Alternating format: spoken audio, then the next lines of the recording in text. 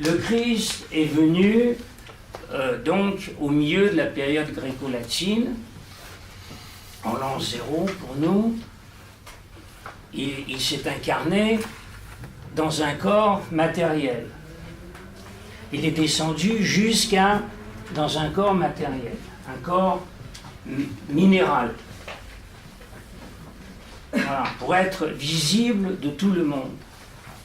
Parce qu'au moment où l'humanité était tellement engoncée dans la matière que tellement enfoncée dans le matériel qu'elle ne pouvait pas percevoir autre chose que les corps minéraux.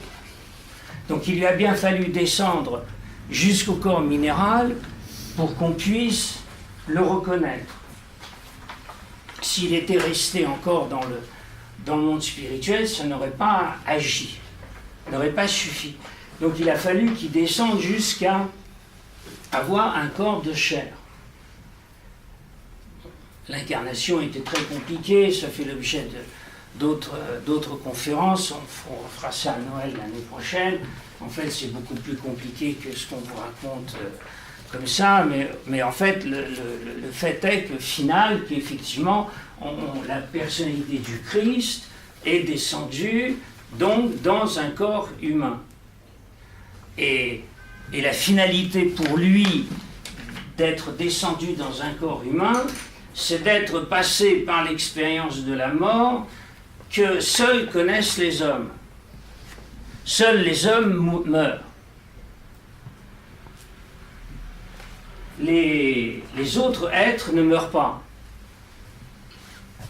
Bon, vous allez me dire, ben si, les végétaux, ils sèchent, les arbres meurent, mais c'est une illusion, une apparence, même les animaux meurent en apparence, parce qu'ils ne sont pas incarnés jusqu'au bout. Les lapins, l'âme, le moi des lapins, il est encore dans le monde spirituel, il est dans le monde astral.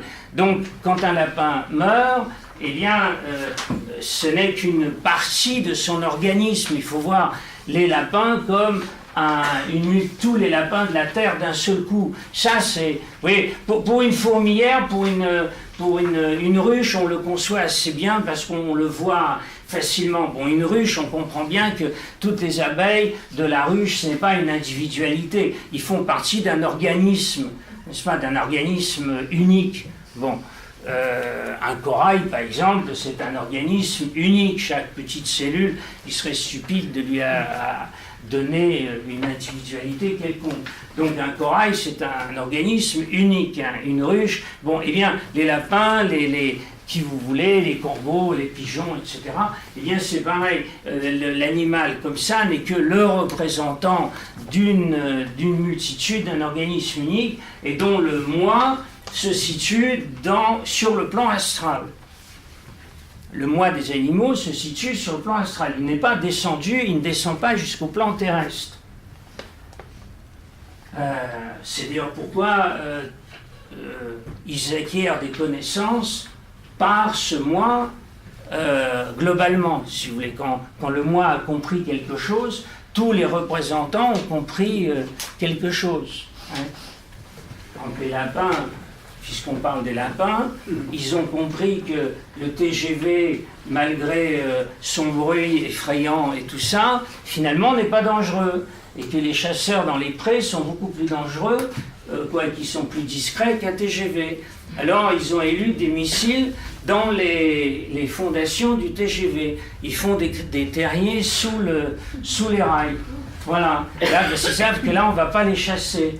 Le bruit, finalement, ça les impressionne. Bon, au début, peut-être. Mais donc, le moi des lapins a compris ça. Et du coup, tous les lapins ont compris ça. Tous les lapins se mettent à nicher sous le TGV. Voilà.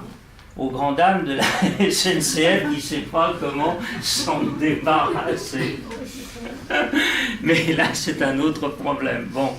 Eh bien, ou les aéroports aussi, il y a des lapins en quantité monstrueuse. Si vous prenez un avion, vous regardez quand on atterrit ou on décolle, vous regardez sur la prairie, ils sautent partout. Je ne sais pas, vous avez certainement vu remarquer ça. Et alors ils ont remarqué que sur les pistes, il ne faut pas y aller. Ils ont compris ça, ils sont dans les pelouses, mais pas sur les pistes. Vous voyez, il y a une intelligence collective qui se transmet immédiatement à tous ses membres. Voilà.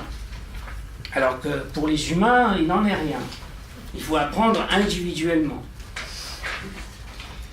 Et donc voilà, l'histoire du Kali Yuga se termine, donc l'âge de fer, le Kali Yuga, l'âge sombre, si vous voulez, où on est complètement coupé du monde spirituel, on est complètement dans la matière, il se termine, donc il est terminé. Aujourd'hui, il est terminé. Et vous allez me dire, ben non, mais je ne vois rien. Je ne comprends pas en quoi il est terminé, je ne vois rien. Mais c'est ça le drame. C'est ça le drame gigantesque de l'humanité, c'est qu'on ne voit rien. On devrait le voir. On devrait sortir de la matière et on devrait le voir. Alors,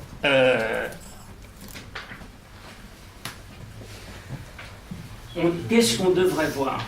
On devrait voir le plan éthérique. On devrait commencer à voir le plan éthérique, qui est au-dessus, le premier plan spirituel, qui est au-dessus de la matière.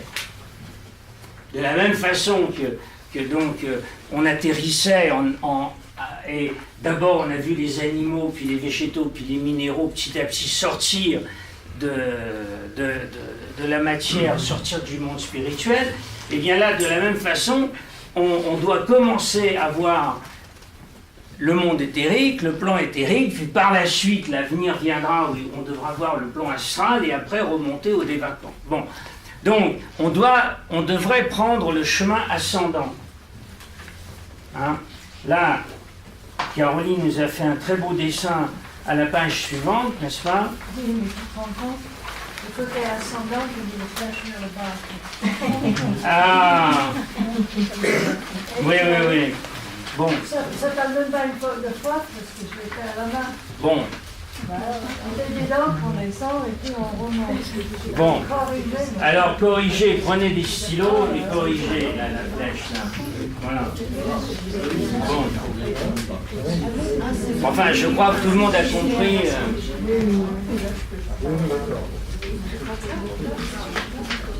Alors donc, on devrait quitter donc, le plan terrestre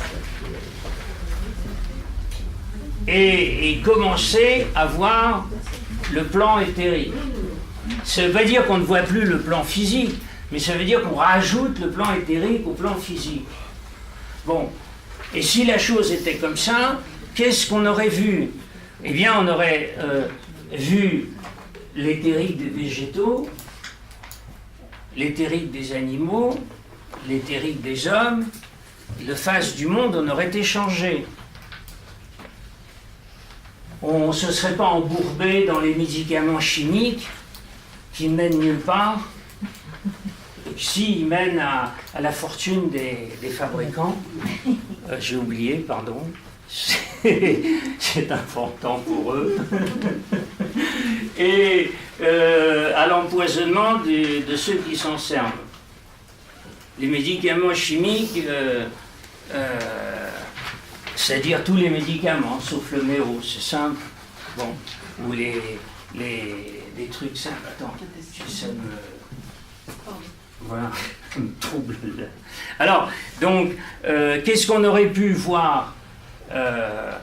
Eh bien, d'abord aussi l'agriculture chimique. On aurait tout aussitôt abandonné l'empoisonnement de la terre avec ce qu'on y met dedans.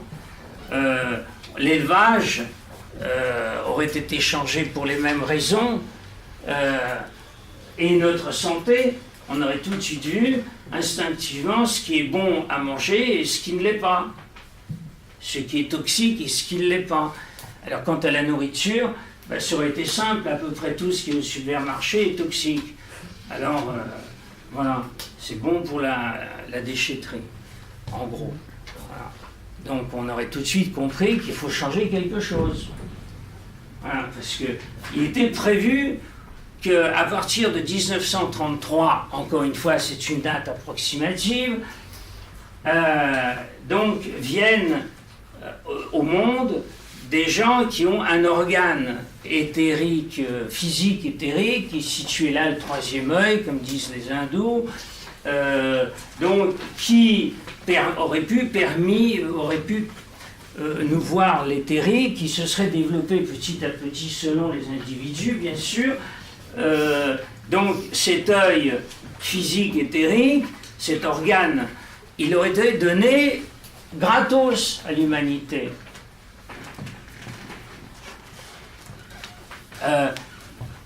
Ouais, il y a des chaises là-bas. Ici, cette place, personne ne veut l'occuper. Non, non, mais il faut... Tiens, Mais vous pouvez passer par devant, là. non, non, mais... Oui, bon. excusez-moi. Là. Alors, D'habitude, je suis à l'heure.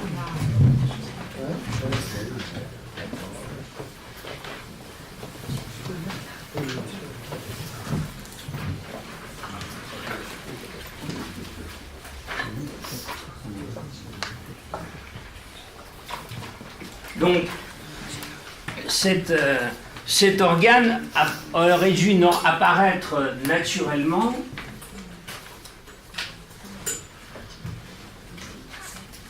Cet organe aurait dû venir naturellement avec les enfants qui venaient à peu près vers 1933 et au-delà. Et donc, quand je dis gratuitement, c'est-à-dire sans effort personnel. Parce que maintenant, évidemment, on peut voir le plan éthérique si on s'en donne la peine.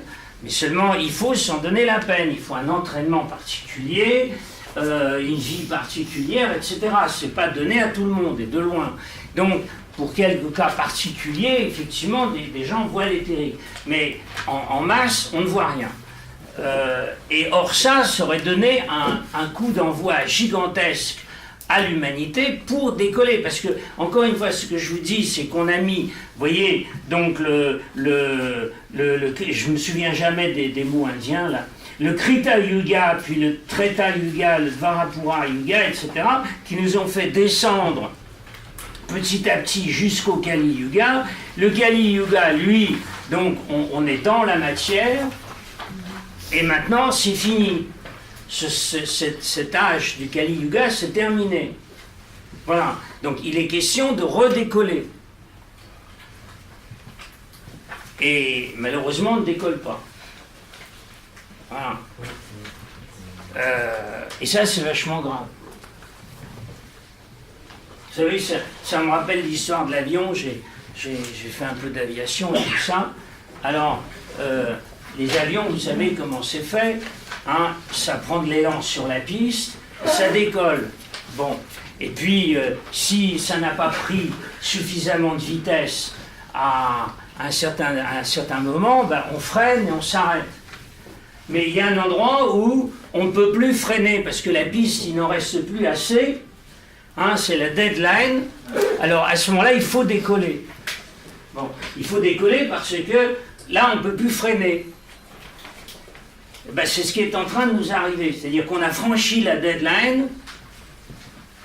On ne peut plus revenir en arrière. Et il faudrait vraiment que l'humanité décolle. Qu'elle quitte le plan minéral. Je ne veux pas dire matériel, je veux dire minéral.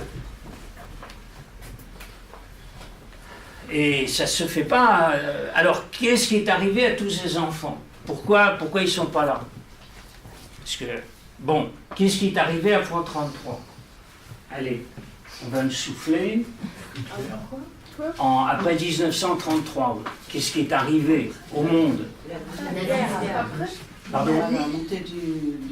La montée du nationalisme allemand, qui a suivi à la Grande Guerre, la Deuxième Guerre mondiale, qui a été précédée déjà par la Première Guerre qui en a tué pas mal. Et la Deuxième Guerre en a tué encore plus. Puis en Russie, il y a eu le stalinisme, communisme, stalinisme, qui en a tué un sacré paquet. Hein. J'ose pas dire les chiffres parce que, bon, tout le monde, enfin c'est difficilement contestable, mais enfin bon, donc la Deuxième Guerre mondiale, ça dépend si on compte l'Est et l'Ouest aussi, le Japon, enfin machin. Enfin ça tourne aux autour de entre 50 et 80 millions de morts selon si on compte le Japon et tout ça. Le stalinisme, il en a rajouté en Russie pure encore 30 à 40 millions, enfin à peu près, enfin je vous dis les chiffres, je peux me tromper, mais enfin bon, il y a eu donc énormément de gens qui étaient tués. Vous allez me dire, bon d'accord, bon, il y a eu des tas de gens, mais d'autres sont nés, pourquoi ça n'a pas continué? Mais c'est qu'entre-temps, l'humanité a changé. Qu'est-ce qui a changé? Qu'est-ce qui a réussi à étouffer cet organe? Eh bien, d'abord, la nourriture qui était devenue médiocre, chimique, à base d'engrais chimiques. Bon, il faut bien comprendre que quand on met des trucs dans la terre et qu'on élève la plante dans la terre comme ça, eh bien, on mange l'engrais. On mange l'engrais. Bon. Et quand on élève des animaux avec ces plantes déjà défectueuses et qu'on mange les animaux, c'est encore pire. Alors les poissons, ils étaient heureux à certains temps, seulement maintenant on fait de la pisciculture, on déverse dans les mers toutes sortes de cochonneries, etc. Donc les poissons finissent par d'être aussi pollués que le reste. Donc la nourriture est médiocre. Alors on a inventé un autre truc pour qu'on ne voit pas le monde spirituel, c'était inventé pour ça. Hein. Je maintiens ce que je dis. Hein. C'est le but premier, c'est d'effacer cet organe. Et bien, ce sont les vaccinations qui sont obligatoires. Hein, vous voyez, pour pas qu'on y échappe. Hein. Le but premier des vaccinations, c'est d'effacer cet organe, de le fermer. Parce que les maladies que les vaccins sont censés éliminer ont été plutôt prolongées par les vaccins que autrement. Dans les pays où les vaccins n'étaient pas obligatoires, eh bien les maladies se sont éteintes d'elles-mêmes beaucoup plus rapidement que les pays où on a vacciné. C'est un fait scientifique prouvé, hein, on n'en parle pas, mais il y a des documents qui le prouvent. Un autre fait, c'est qu'on trouve la vaccination en fin d'épidémie, quand la maladie va régresser voilà. Et s'éteindre. Là, on découvre la vaccination. Et là, on prolonge un petit peu la maladie. Voilà. Alors, la nourriture, les vaccins, l'enseignement, bon, surtout maintenant, on est en plein machin, etc. Alors, je ne rallume pas la discussion sur l'enseignement, mais l'enseignement est matérialiste. En plus, on a inventé une nouvelle religion qui s'appelle donc la laïcité. Voilà, elle a effacé, donc la laïcité, toutes les religions sont interdites, effacées tout au moins, et remplacées par cette nouvelle religion sans Dieu. Bon. Je vous signale que dans les pays communistes, et j'y étais à ce moment-là, à un moment donné, il y avait une religion de l'athéisme. C'est un peu curieux comme religion de l'athéisme.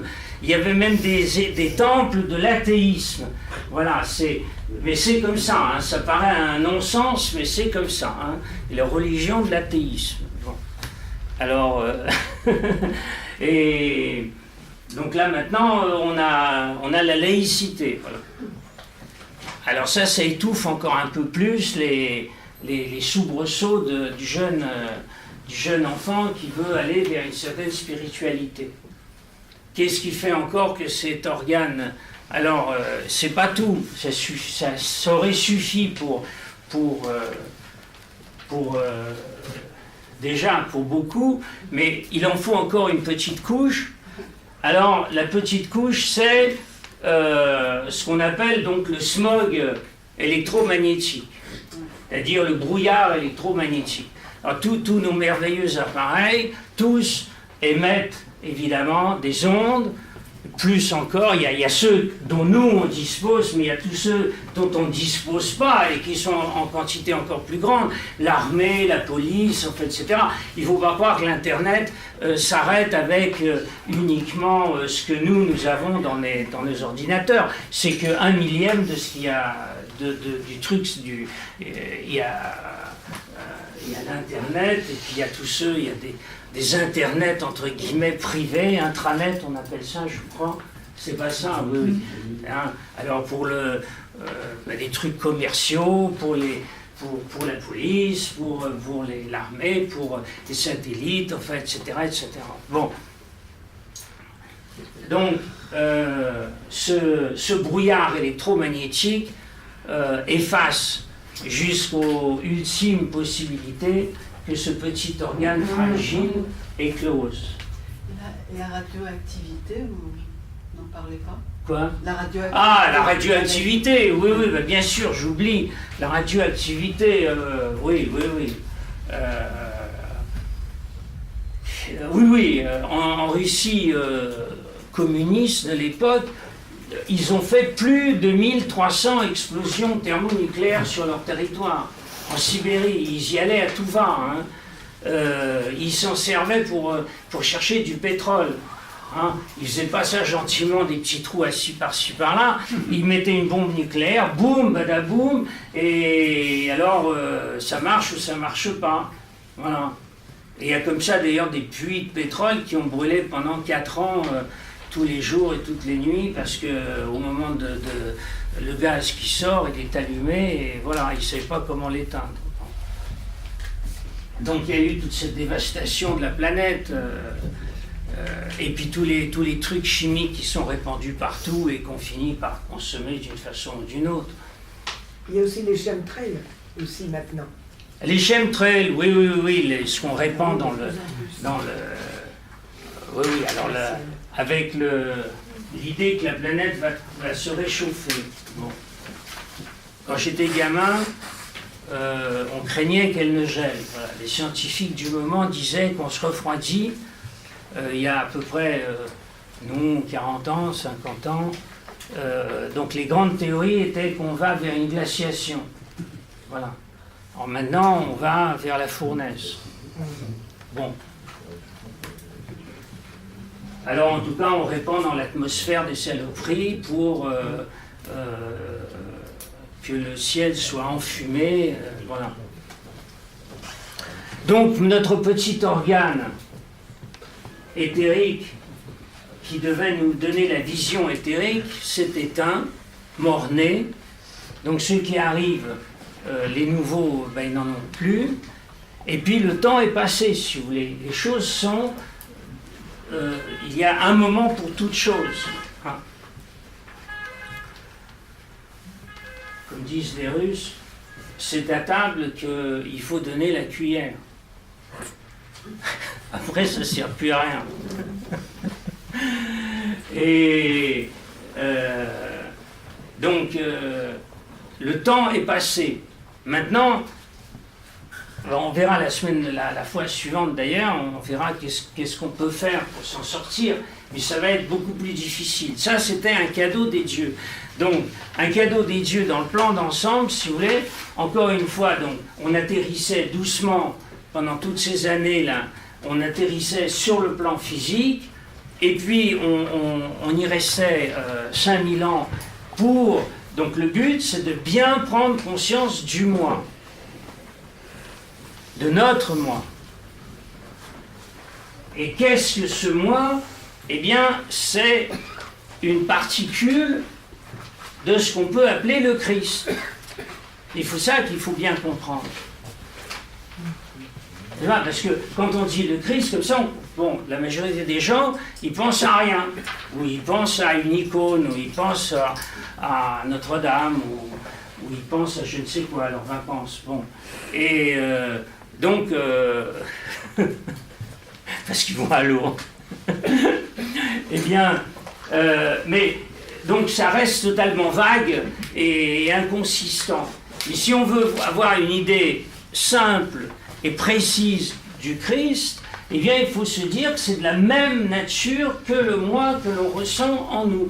Ce que l'on ressent en nous comme notre intériorité la plus secrète et la plus intime, à laquelle d'ailleurs on donne difficilement des définitions, parce qu'on ne comprend pas très bien ni où elle est, ni comment elle se présente. Le corps éthérique, on va en parler maintenant et dans la fois suivante, on peut plus facilement s'imaginer le corps éthérique. C'est le corps de vie. Le corps éthérique, c'est le corps qui nous fait vivre toute la machine, qui la répare, qui l'entretient, etc. Vous voyez, c'est le SAV du corps physique. Voilà. Bon. Sans ce SAV, le corps physique, il tombera en morceaux très rapidement. Combien de temps vous pouvez ne pas dormir? Bon, allez, soyons généreux. 40 heures, 50 heures? Bon, allons, au-delà de 50 heures, ça m'étonnerait. Bon, non, sans dormir. Bon. Donc, vous voyez, c'est la durée à peu près maximale de ce que peut faire le corps physique sans le corps éthérique. En gros, pour se fixer les idées. Au-delà, il faut une révision générale. Voilà. Vous emmenez votre voiture au garage tous les 2 ans, là. Et ben nous, c'est tous les soirs, on se met dans le lit, on abandonne notre corps physique, on s'en occupe plus du tout, on le laisse tranquillement, et donc le corps éthérique s'en occupe. Il fait la révision générale. Voilà, vidange, dressage et tout le reste. Et on se réveille frais et dispo. C'est le corps éthérique qui fait ça. Hein? Nous, on ne participe pas à ça. Si on participait, ça serait vraiment la cata. Hein? Parce qu'on ne saurait pas le faire. Bon. Donc c'est ça, le corps éthérique, pour simplement simplifier les choses, c'est le corps subtil de vie qui s'occupe de notre vie, qui s'occupe de tout réparer, qui s'occupe de nous donner la possibilité de bouger. Bon, et puis il a d'autres fonctions, la mémoire, l'imagination. Un enfant qui a une imagination fertile, par exemple, eh bien, c'est qu'il a un corps éthérique qui est en plein mouvement. Hein. Bon. Donc voilà un peu, mais je reviens donc le corps éthérique, on s'imagine relativement facilement comment c'est. Bon, tandis que le moi, on ne sait pas, hein, la définition, on ne sait pas. Eh bien, la meilleure définition, la plus simple, c'est une étincelle divine, c'est une étincelle du Christ. Le Christ, c'est le moi du monde, on peut dire ça comme ça, pour simplifier. C'est le moi du monde. C'est le moi de l'humanité, le moi en supérieur de l'humanité. Donc il nous confie une petite parcelle que l'on doit chérir et développer. Voilà. Parce que c'est ça qui est important en fait. En finalité, c'est ça qui est important. Le reste a beaucoup moins d'importance. Voilà. Le reste, c'est des vêtements. Bon. Je sors dans la rue, bon, je mets un manteau, un machin, etc. C'est important, je ne suis pas sortir à poil. Et puis donc, j'ai besoin de mes vêtements, mes chaussures, les trucs et tout, mais au fond, ce ne sont que des accessoires. Bon, eh bien, pareil, le corps physique, c'est quelque chose qu'on a sur le dos, en plus. Hein, c'est un accessoire, le corps physique, pour le moi. Bon, et donc... ce moi, c'est, encore une fois,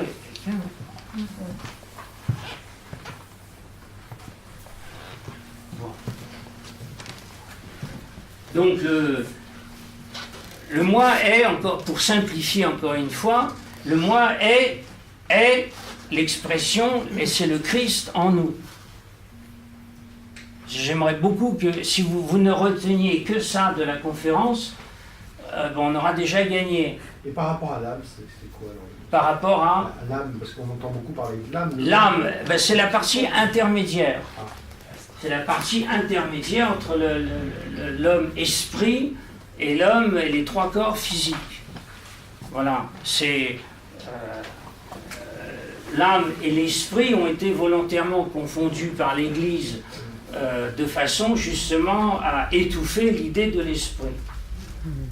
Donc ça a été volontairement confondu, on a interdit de croire en l'esprit, donc on a mélangé l'âme et l'esprit de façon à ce que les gens n'y comprennent plus rien. Et là, actuellement, on est en train de mélanger l'âme et le corps. Il n'y a plus de définition très nette. Donc, je reviens à mon histoire, c'est que l'humanité aurait dû ou doit décoller de nouveau et gagner les mondes spirituels petit à petit. Et elle a devant elle, donc vous avez vu les périodes se raccourcissent, elle a devant elle 2500 ans pour le faire.